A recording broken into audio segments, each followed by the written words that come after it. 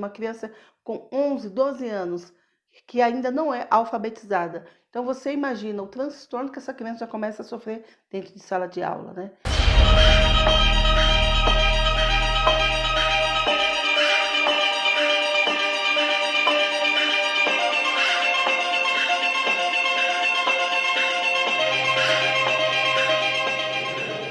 Anos.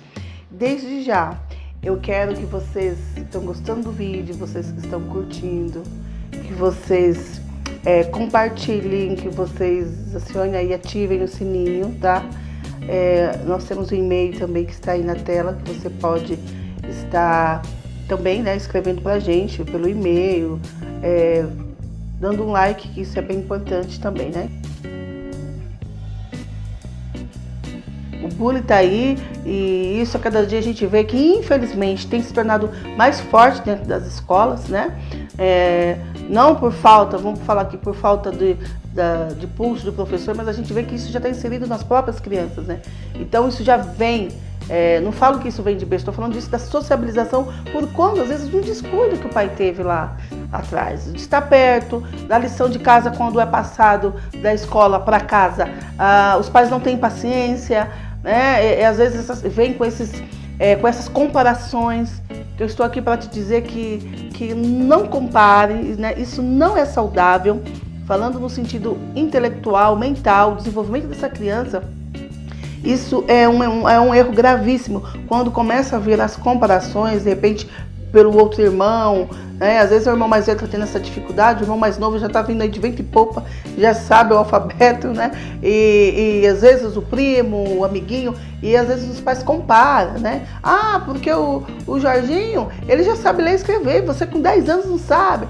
Então isso não vai ser um desenvolvimento, não pense que isso vai ser produtivo para a criança. Pelo contrário, isso vai desconstruir, né?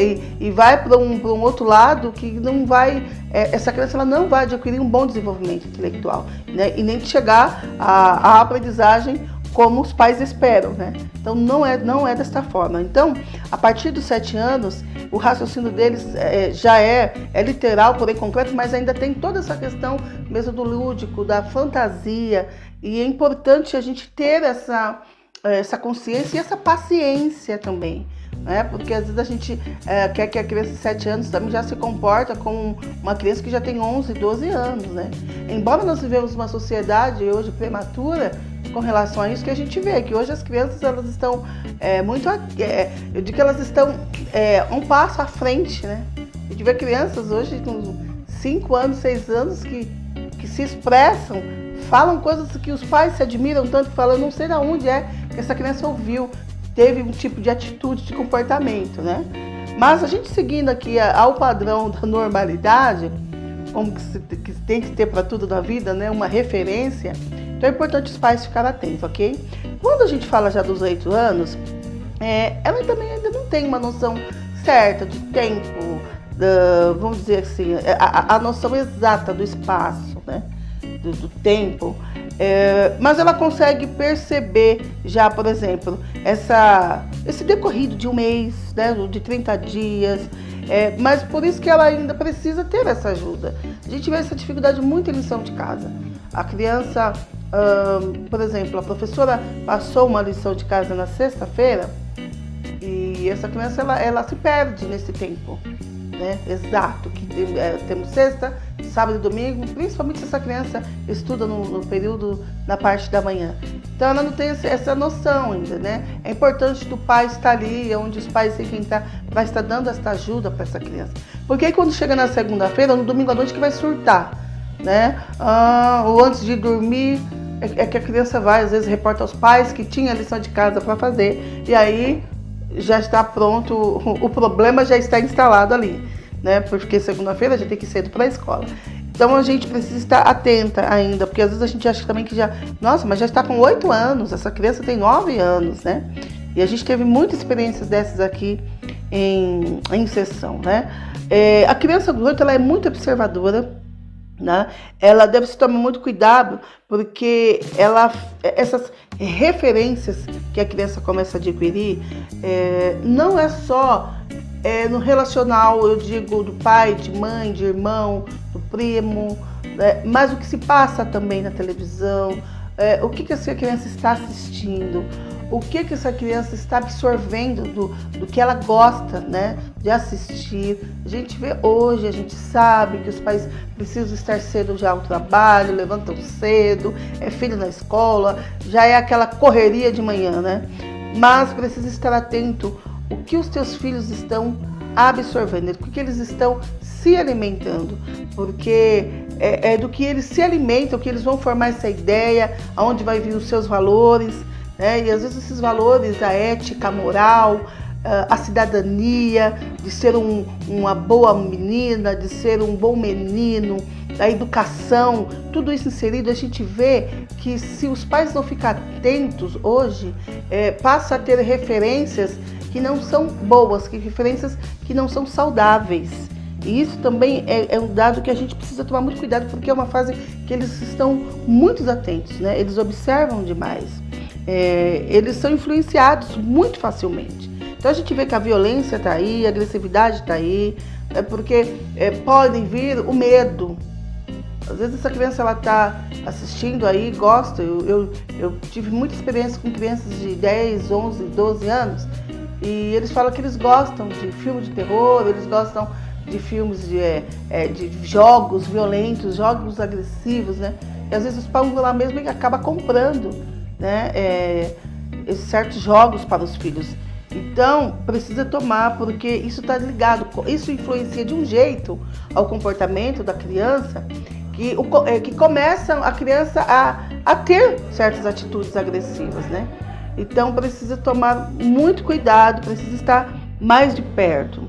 É a fase também que eles estão na competição, é a fase da competitividade, onde eles gostam de trabalho em grupos, eles gostam de desafios, né? É importante estar estimulando isso, né? Eles já são capazes de seguir uma lista, de seguir uma tarefa que está aqui, os hábitos. Por quê? Porque eles já vão se considerando agora independentes, né? Tem muitos pais que até já deixam uma criança de 9 anos, às vezes já fica sozinha em casa por um certo período, até a mãe chegar do trabalho, ou o pai chegar do trabalho. Então eles já começam a adquirir, já aos 9 anos, essa independência, né?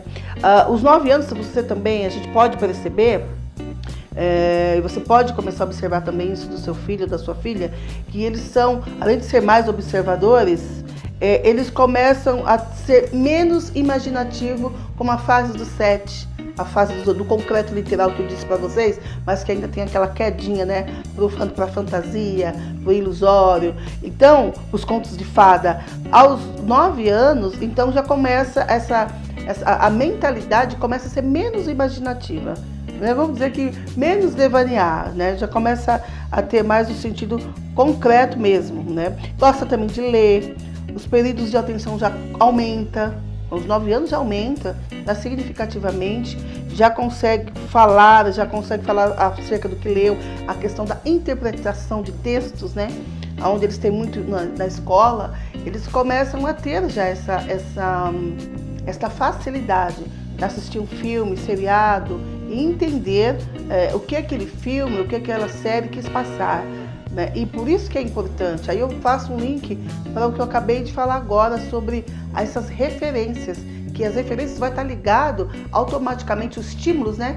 Que é de fora para dentro, que a criança recebe e começa então a ter essas referências, a ter esses comportamentos, a ter esses hábitos, porque eles estão ligados agora com os hábitos com mais frequência, com mais facilidade de ter. A gente vê que tem pais que começam a enlouquecer com certos tipos de comportamento. A criança tem uns já começam a ficar mais no quarto, quer mais a sua individualidade, a sua independência.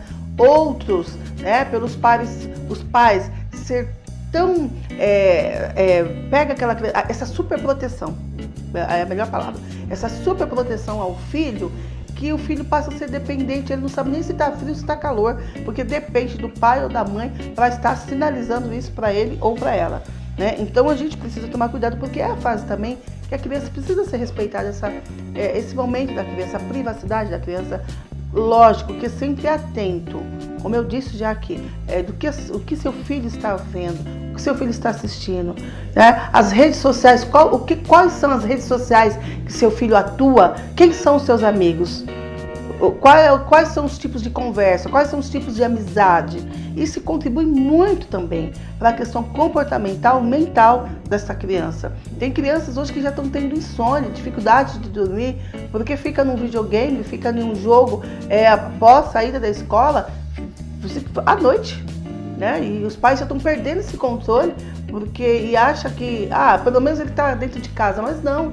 É muito relativo isso também. Às vezes seus filhos estão dentro de casa, mas a cabecinha deles, a mentalidade deles, aquilo que eles estão que estão absorvendo, que eles estão se alimentando, está sendo uma bomba atômica para a destruição mesmo dessa criança em todos os sentidos, que irá trazer problema para vocês mais tarde, né? E muitos até no cedo já começa. Então, por falta dessa atenção, então não pode ser a mais e também não pode ser a menos, mas uma questão muito equilibrada de conversar essa atenção. Eles exigem muita atenção, eles cobram, eles necessitam dessa atenção dos pais.